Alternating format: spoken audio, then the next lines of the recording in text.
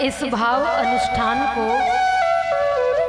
किस प्रकार श्रवण पान करना चाहिए, श्रवण पान करने की विधि क्या है, सूत जी महाराज शौनकादिक ऋषियों को श्रवण पान कराते हुए कह रहे हैं।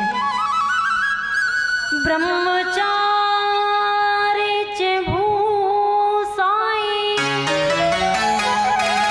सत्यवक्ता जितेन्द्रिय कथा समाप्तौ भुजिता पत्रावल्यां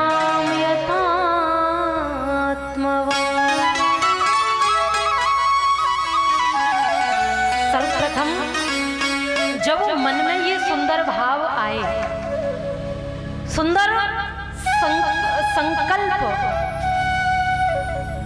बने कि जगदम्बा भवानी की कृपा हो जाए, तो देवी भागवत श्रवण पान करें। ये भाव, ये संकल्प और ये विचार तभी बनते हैं जब देवी भगवती हम पर अति से करुणा, कृपा और आशीर्वाद बरसाती हैं। और ध्यान देना बंधुओं, देवी भागवत श्रवण पान करने वाले की दुर्गति नहीं होती महाराज।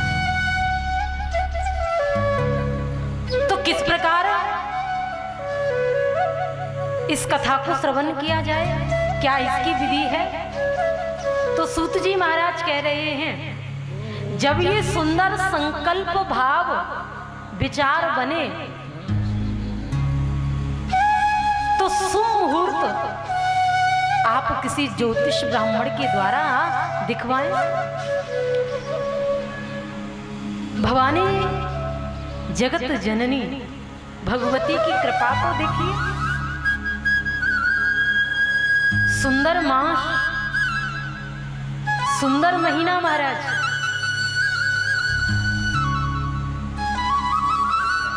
भादो मास में गणेश भगवान के प्राकट्य महोत्सव के उपलक्ष्य में, गणेश चतुर्थी के पावन उपलक्ष्य में ये श्रीमद् देवी भागवत आज से प्रारंभ हुई है।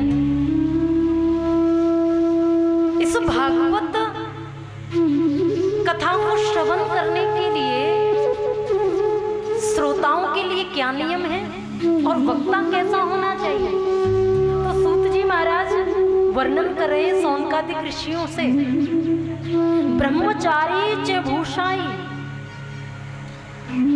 7 दिन तक ब्रह्मचर्य का पालन करें, जितेंद्रिय हो महाराज। देवी भागवत में 18,000 श्लोक हैं, श्रीमद् भागवत में भी 18,000 श्लोक हैं, 335 अध्याय श्रीमद् भागवत में हैं और 318 अध्याय श्रीमद् देवी भागवत में है। 12 स्कंद श्रीमद् भागवत में भी हैं और 12 स्कंद श्रीमद् देवी भागवत में है, लगभग मिलता ही है। बंधुओं माताओं, 18,000 श्लोक देवी भागवत में है। वक्ता को चाहिए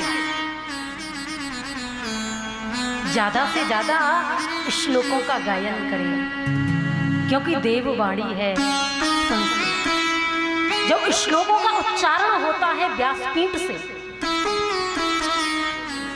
ये जो गांधी मैदान है ये एक पवित्र स्थान बन चुका है। यहाँ सभी देवी देवताओं का आह्वान हो चुका है, सभी पधार चुके हैं। तो श्रीमद् देवी भागवत के सुंदर श्लोकों का श्रवण पान कर रहे हैं, अनेक अनेक रूप में विराजमान होकर के।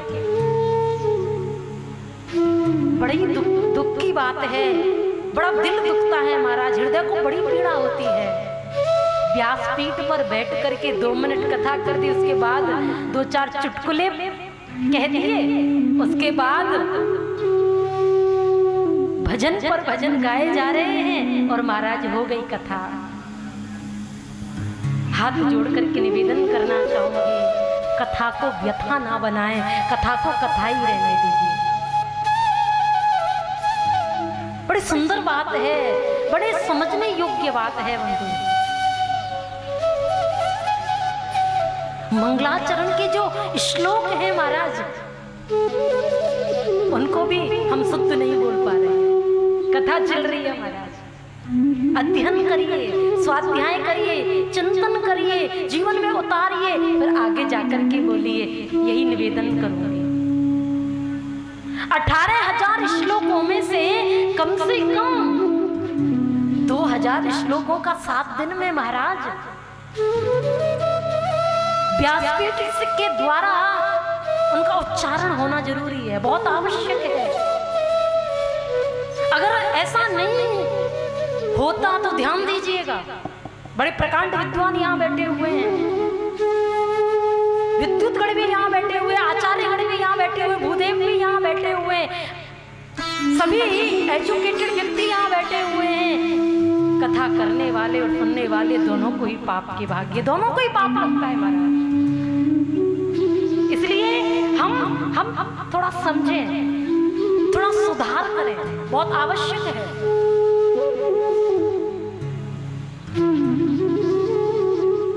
ये चुटकुले और ये जो चल रहा है, ये तो जीवन में भी चल रहा है। यहाँ मनुष्य आ रहा है, भक्त आ रहे हैं, यहाँ वैष्णव जन आ रहे हैं, यहाँ जिज्ञासु आ रहे हैं, यहाँ पिपासु आ रहे हैं, उस परम ब्रह्म का श्रवण पान करने आ रहे हैं। वो कैसे हैं, उनके गुणानुवाद कैसे गाए जाए, उनको कैसे रिझाया जाए, उसको उनको कैसे मनाया जाए, वहां तक पहुंचा कैसे जाए, कौन सा मार्ग है, किस मार्ग की ओर हम अपने पैरों को रख करके उस परमात्मा तत्व तक पहुंचे जाए। इसलिए जीव आ रहा है। और यहाँ आकर भी आपने क्या मनोदशा, हमारा दशा बिल्कुल बिगाड़ दी। आलस्य आ रहा है, घंटे 2 घंटे में एक भजन हो जाए, एक पद हो जाए, वो एक बात अलग है, लेकिन आप कुछ भी कह रहे हैं।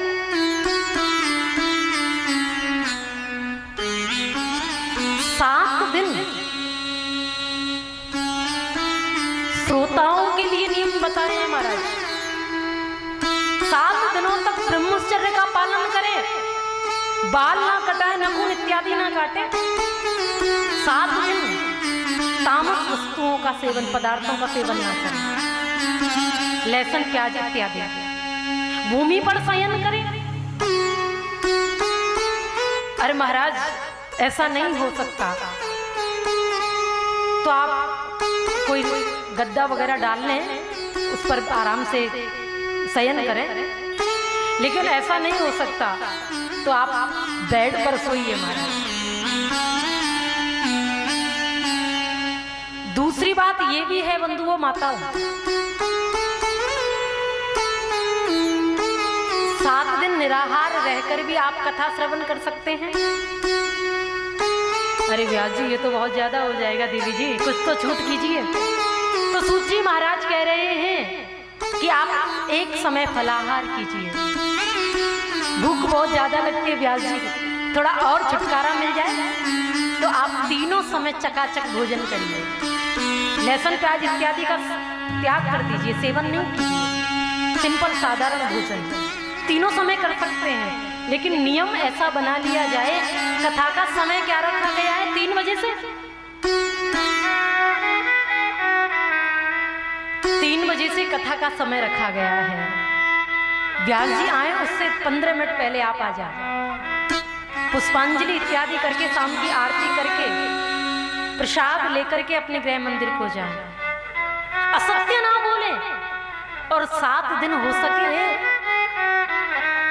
अपशब्द ना बोले, असत्य ना बोले, झूठ का सहारा ना लें, क्रोध ना करें, आलस्य ना करें। अगर आप नियम पूर्वक श्रीमद् देवी भागवत की कथा श्रवण करते हैं तो व्यासपीठ से एक भाव कहूंगी, मेरा ये मानना है, मेरा ये भाव और विश्वास है, आप जिस कामना को लेकर के श्रवण करेंगे श्रीमद् देवी भागवत जगत जननी जगदम्बा भवानी आपके समस्त मनोरथों को पूर्ण करेंगे। भाव यही होना चाहिए, नियम होना चाहिए, श्रद्धा होनी चाहिए, विश्वास होना चाहिए। 7 दिन तक आप भाव और श्रद्धा से श्रवण करें बंधुओं माताओं। आपके इस सुंदर प्रांगण में, आपके सुपौल की धरती पर साक्षात जगत जननी पधारी है। तो माता जगत जननी का दर्शन और आशीर्वाद हम अवश्य लें। एक बार आज इस पाठशाला में हमारा दाखिला हो गया है महाराज। परीक्षा में भवानी ने, जगत जननी मैया ने हमें पास भी कर दिया है। कल से क्लास भी अटेंड करनी है। टाइम आपको पता चल ही गया है। तो अपनी जननी के विषय में जानने की एक जिज्ञासा हमारी हो, एक पिपाशुता हमारी हो, एक उत्सुकता हमारी हो। अब जगत जननी भवानी भगवती वृंदावन से चल करके आपके सुपौल की पावन धरती पर आ गई। बिरला ही होगा, अभागा ही होगा जो इसका सदुपयोग नहीं करेगा। और मैया ध्यान दीजिए, आज तो हमारा जो पांडाल है अधूरा अधूरा सा लग रहा है। कल से ये जो पांडाल है ना चकाचक भर जाएगा। वैसे मुझे मालूम है कि आप ठाकुर जी की, भगवान श्री हरि की कथा, जगदम्बा भगवती की कथा से प्रेम करते हैं और व्यासपीठ से बहुत आपका प्रेम रहा है। तो कल ज़्यादा से ज़्यादा संख्या में आप सभी हरिभक्त पधारें और जैसे ही गृह मंदिर से निकलें तो सांसारिक वार्ता लेकर के नहीं। कल आज जो कथा का विश्राम हुआ है, मैं कल कथा में पूछूंगी कि कल की कथा का विश्राम कहाँ हुआ था। एक कोशिश अवश्य करें। हम कौन हैं, आने का उद्देश्य संसार में क्या है, वो जगत जननी परम अम्बा जगदम्बा को जानने की कोशिश हम करें। बहुत जरूरी है, बहुत आवश्यक है। आपने भागवत कथा हर वर्ष आप श्रवण करते हैं। इस बार गणेश सेवा समिति आप सभी ने मिलकर के ये भाव रखा श्रीमद् देवी भागवत का। बड़ी प्रसन्नता मुझे हुई। आपने भागवत कथा हर वर्ष श्रवण पान करते आ रहे हैं, बहुत अच्छी बात है। लेकिन इस बार जो आपने श्रीमद् देवी भागवत की कथा रखी है, बहुत आनंद हुआ है। और जगदम्बा भगवती की कृपा आज से हमारे ऊपर नित्य निरंतर जीवन में बरसती रहेगी और नित्य निरंतर ही बरसती रहे।